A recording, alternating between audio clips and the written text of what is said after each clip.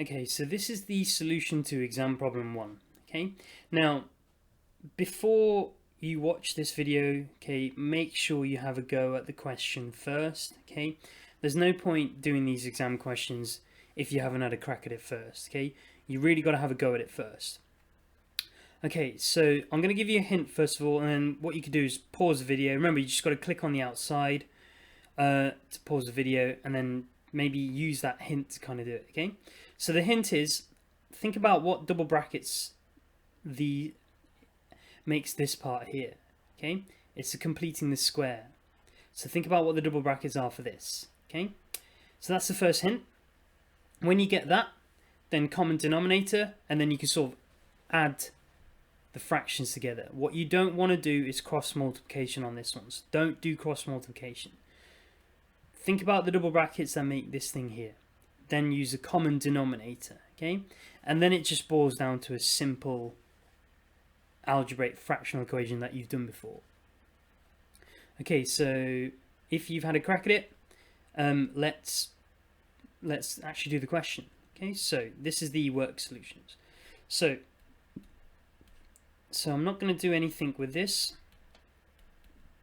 but this fraction on the left is actually the double brackets 2x plus 1 2x minus 1. Okay, and that equals 3. Now, if you have a look, this fraction has already got 2x plus 1. It doesn't have 2x minus 1. So I'm going to times top and bottom by 2x minus 1. And then I have a common denominator, and then I'll just add the numerators. So I'm going to do that in one go. So I'm going to have a 4, 2x take away 1, plus 1, all over 2x plus 1, 2x minus 1. Okay, so remember, common denominator, this fraction needs to have that that bracket as part of its denominator, so you times top and bottom by 2x minus 1. So then you get, let me just write here, 2x minus 1 and then 2x minus 1. And then once you've got the same denominators, you add the numerators, which is what I've done here. Okay, so let's get rid of all that. Okay, right, so now we need to expand the tops and expand the bottoms. So on the top we'll get 8x take away 4 plus 1 over, okay, well we already know the expansion of that. It's this. So 4x squared take away 1 equals 3. Okay, now I'm going to carry on over to here. So then on the top, that's going to give us a minus 3.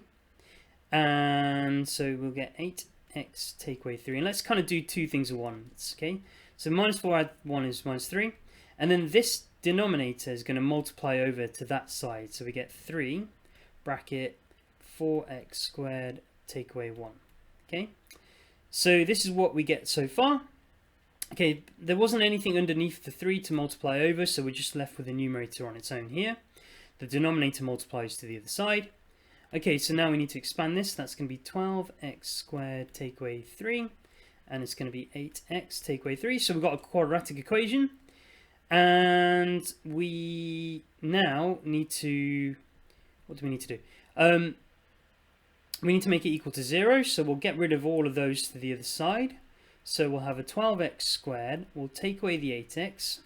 But minus 3, I'm going to have to add that to the other side. Okay? But if I add it to the other side, it cancels out the positive 3. So you're left with this equals 0. Now, I haven't done an explicit exercise on this, but this here is a quadratic equation. There is two answers, but you only really need to factorize this into one bracket because there's no number on the end on its own. So if I factorize this, it's only going to be one bracket. So I can factor a 4x out, and then it will be 3x take away 2. Okay, so let's cross this out. Okay, so the answer, okay, equals 0, sorry. The answer is this. First of all, if you look at the bracket, okay, remember your work that you did on quadratics. The first answer is going to be 2 over 3, so 2/3, okay? But there is another answer which students tend to forget, and it's this 4x here. Sorry, well, not the 4, really the x on its own on the outside, okay? If I make that x 0, 0 times anything is 0, so the other answer is 0, okay? And let's convert that. Okay, let's just make sure that's fine, okay? And there we go, there's the answer. Now, did I make a mistake on this line, or did I just forget to code? So I'm pretty sure I've got that line in. Okay, I might have accidentally skipped that line. I'll probably include it into the mark scheme. Okay, but there the answers, 2/3 and 0. Okay, right. Okay, have a go at the next exam question.